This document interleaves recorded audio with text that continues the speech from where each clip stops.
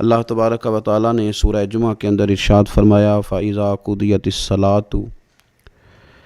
فرمایا جب تم نماز ادا کر لو فَانتَشِرُوا فِي الْأَرْضِ، تو زمین میں پھیل جاؤ، وَابْتَغُوا مِن فَضْلِ اللَّهِ، اور اللہ کا فضل تلاش کرو، یعنی تم رزق کی تلاش میں نکل جاؤ۔ جب تم نماز پڑھ لو فَإِذَا قُضِيَتِ الصَّلَاةُ، جب تم نماز ادا کر لو، تم نے نماز پڑھ لی، فارغ ہو گئے، اب اس طرح کرو کہ فَانتَشِرُوا فِي الْأَرْضِ، زمین میں پھیل جاؤ، وَابْتَغُوا مِن فَضْلِ اللَّهِ، اور اللہ کا فضل تلاش کرو، یعنی رزق کی تلاش میں نکل جاؤ۔ مفسرین نے لکھا مراد رزق کی تلاش میں نکل جاؤ۔ وَاذْكُرُوا اللَّهَ، اور اللہ کا ذکر کرو، کثیرا لعلکم تفلحون، کثرت کے ساتھ اللہ کا ذکر کرو اس امید پر کہ تم کامیاب ہو جاؤ۔ رزق حلال کی جو تلاش ہے اور جو کوشش ہے، یہ اللہ تبارک و تعالیٰ نے نظام زندگی کے اندر ایک خوبصورت نظام رکھا ہے کہ ہم تھوڑا سا آگے بڑھیں گے، کوشش کریں گے، محنت کریں گے، اور اللہ تعالیٰ ہمیں رزق حلال عطا فرمائے گا۔ یہ بات یاد رکھیے کہ اپنے بچوں کا پیٹ پالنے کے لیے، اپنے آپ کو سوال سے بچانے کے لیے، اپنے ماں باپ بہن بھائیوں کی کفالت کرنے کے لیے رزق حلال کی تلاش بڑا محبوب عمل ہے۔ ایک صورت میں صرف منع ہے کہ جب آپ صرف اور صرف تکبر کے لیے دولت جمع کر رہے ہیں، صرف دوسروں کے اوپر اپنی بڑائی ثابت کرنے کے لیے دولت جمع کر رہے ہوں، تب یہ منع ہے، ورنہ کوشش کر کے، محنت کر کے، جد و جہد کر کے رزق کمانا، رزق حلال کی طلب میں رہنا، یہ بڑا پسندیدہ اور محبوب عمل ہے دین کے اندر۔ ہمارے ہاں یہ ہوا ہے کہ کچھ عرصے سے ہم دیکھتے ہیں کہ محنت سے جی چرانے والے لوگوں کی تعداد بڑھتی جا رہی ہے۔ یہاں تو لوگ کسی کے طفیلی بن کے جینا چاہتے ہیں، کسی کے دستے نگر ہو کے جینا چاہتے ہیں، معاذ اللہ۔ یہاں یہ رویہ ہو گیا ہے کہ محنت کرنی ہے لیکن کوئی شارٹ سا راستہ ملے اور جلدی سے ساری دولت جمع ہو جائے اور ہم فٹافٹ امیر ہو جائیں۔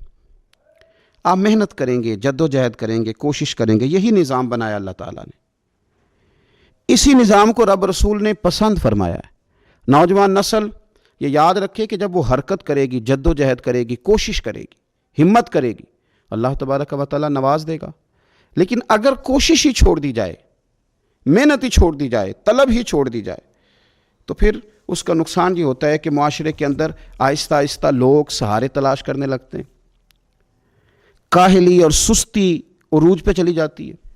پھر ہم نے یہ بھی دیکھا کہ آہستہ آہستہ چندہ جمع کرنے والوں کی تعداد بڑھ جاتی ہے، مختلف ناموں پر، مختلف عنوانوں پر چندے جمع کیے جاتے ہیں۔ بھکاریوں کی لمبی فہرستیں ہیں، گداگر مانگنے والے، کسی بھی اشارے پر آپ تھوڑی دیر کے لیے گاڑی کو روکتے ہیں تو پتہ نہیں کتنی کو تعداد ہے جو طلب کرنے والوں کی، اور پھر کئی کئی رنگوں میں، کئی کئی انداز میں لوگ آپ کے سامنے آتے ہیں۔ یاد رکھنا نبی پاک صلی اللہ تعالیٰ علیہ وسلم نے فرمایا جس نے بغیر طلب کے اپنا ہاتھ پھیلایا، قیامت کے دن اسے سزا یہ ملے گی کہ جب رب کی بارگاہ میں آئے گا تو اس کے چہرے پہ گوشت نہیں ہوگا۔ بغیر طلب کے اور مسلمان ہو کے رب پہ بھروسہ کرنے والا، رسول پاک صلی اللہ علیہ وسلم کو ماننے والا، اور وہ سست ہو اور وہ کاہلی کی زندگی گزارے، آپ آگے بڑھیں، آپ کوشش کریں کہ مجھے کچھ حاصل کرنا ہے۔ آپ بجائے اس کے کہ سہارا تلاش کریں، آپ سہارا بننے کی کوشش کریں، اور نوجوان نسل اپنے ذہن کے اندر یہ بات بٹھائے کہ اللہ تعالیٰ نے جوانی دی ہے، طاقت دی ہے، آپ تو کئیوں کا بوجھ اپنے کندھوں پہ رکھ کے سفر کریں، آپ بہت سارے لوگوں کے لیے سہارے کا باعث بنیں، آپ ایک ایسا درخت بنیں کہ جس کی چھاؤں میں سینکڑوں لوگ بیٹھ سکیں، درجنوں لوگ نفع حاصل کر سکیں۔ آپ خوبصورت زندگی بنائیں، اپنے آپ کو آگے لے کر کے جانے کی کوشش کریں، اور اللہ تو بندے کے گمان کے قریب ہے۔ جس طرح کا انسان ذہن بناتا ہے رب کریم اتنا ہی اس بندے پہ فضل کرتا ہے۔ اچھی امیدیں وابستہ کریں، خوب محنت کریں، خوب، مطلب یہ کہ سست پڑنا، اٹھتا ہوں، چلتا ہوں، دیکھتا ہوں، کرتا ہوں، کوئی ہو ہی جائے گا، کوئی پہنچ ہی جائے گا، یہ کمزور لوگوں کی علامت، یہ کمزور لوگوں کی۔ حضرت حسن بصری رحمۃ اللہ علیہ ایک مثال دے کے بڑی بات کو خوبصورت کرتے ہیں، کہتے ہیں کہ نوجوان مجھے ملا تو کہنے لگا حضرت جی آج میں نے عجیب نظارہ دیکھا ہے کہ ایک شیر نے شکار کیا ہے ایک بکری کا، تو اس نے کافی سارا خود کھایا اور باقی منہ میں پکڑ کے ایک پہاڑی پہ چڑھا ہے، وہاں ایک نابینا لومڑی بیٹھی تھی، باقی کا اس نے اس کو کھلایا ہے شکار۔ تو میں سوچتا ہوں رب کریم تو بندہ نابینا بھی ہو، گھر میں بھی بیٹھا ہو تو اس کو رزق پہنچا ہی دیتا ہے۔ تو خواجہ حسن بصری رحمۃ اللہ علیہ مسکرا پڑے، کہنے لگے میاں تم نے لومڑی بننے کا پروگرام بنایا، شیر بننے کا کیوں نہیں بنایا؟ تم نے یہ ذہن بنایا کہ گھر میں نابینا بن کے بھی کوئی بیٹھ جائے تو روٹی پہنچ جاتی ہے، تو یہ ذہن کیوں نہیں بنایا کہ شیر بنتا ہوں، شکار کرتا ہوں، کھاتا بھی ہوں، کھلاتا بھی ہوں؟ جد و جہد کریں، محنت کریں، آگے بڑھیں، ہمت کریں۔ میرے رسول کریم صلی اللہ تعالیٰ علیہ وآلہ وسلم کے صحابی حضرت سیدنا کعب رضی اللہ تعالیٰ عنہ ارشاد فرماتے ہیں کہ ایک شخص نبی پاک صلی اللہ علیہ وسلم کے سامنے سے گزرا، تو صحابہ کرام علیہم رضوان نے اس کی چستی دیکھ کر، بڑا چست نوجوان تھا، بڑا تیز چل رہا تھا، اس کی چستی دیکھ کے صحابہ نے کہا کاش اس کی چستی اللہ کے راستے میں ہوتی، یعنی عبادت میں لگا ہوا ہوتا یا جہاد میں لگا ہوا ہوتا، کاش اس کی چستی اللہ کے راستے میں ہوتی۔ تو نبی پاک صلی اللہ تعالیٰ علیہ وسلم نے فرمایا اگر یہ اپنے چھوٹے بچوں کی ضروریات پوری کرنے نکلا ہوا تو پھر بھی یہ اللہ کے راستے میں ہی ہے،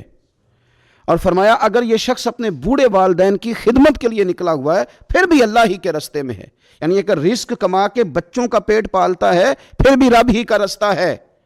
اور اگر یہ رزق کما کے بوڑھے ماں باپ کی خدمت کرتا ہے تو یہ راستہ بھی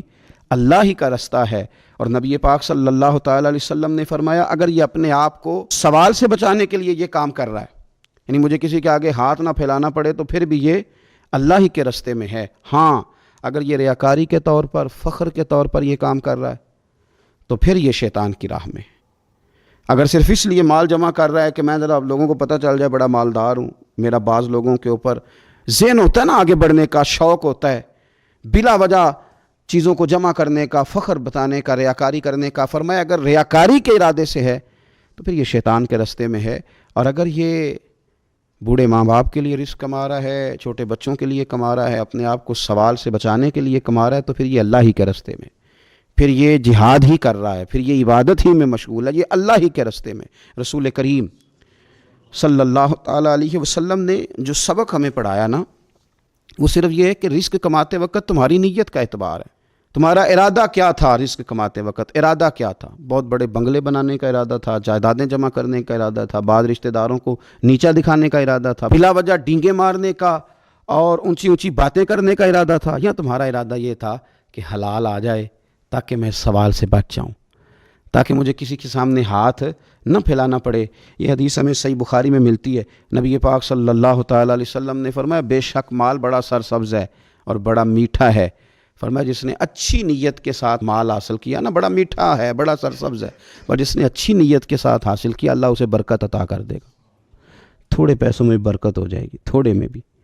کئی دفعہ تھوڑے پیسے ہوں گے پر ختم نہیں ہوں گے، ان میں برکت ہو جائے گی نیت اگر ٹھیک ہے۔ اور حضور صلی اللہ تعالیٰ علیہ وآلہ وسلم نے ارشاد فرمایا اگر کسی نے بری نیت کے ساتھ حاصل کیا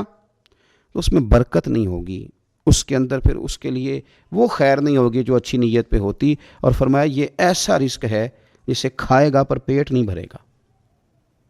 سیر نہیں ہوگا۔ رزق کس نے کھا لیا ہے؟ چونکہ نیت یہ تھی کہ تفاخر کے لیے جمع کرنا ہے، دولت ہونی چاہیے، بنگلہ ہونا چاہیے، لوگوں کو پتہ چلے کہ یہاں بھی ایک سیٹھ صاحب ہوتے ہیں، تو یہ نیت پر ڈیپینڈ کرتا ہے کہ آپ کا ارادہ رزق کماتے کیا ہے۔ بہت زیادہ محنت کرنے کی کوشش کریں، بالخصوص نوجوان اپنے دلوں کے اندر یہ جد و جہد پیدا کریں کہ ہم نے محنت کر کے رزق کمانا ہے۔ یہ جو ہاتھ پھیلاتے ہیں یہ بزدل لوگ ہوتے ہیں، یہ کمزور لوگ ہوتے ہیں،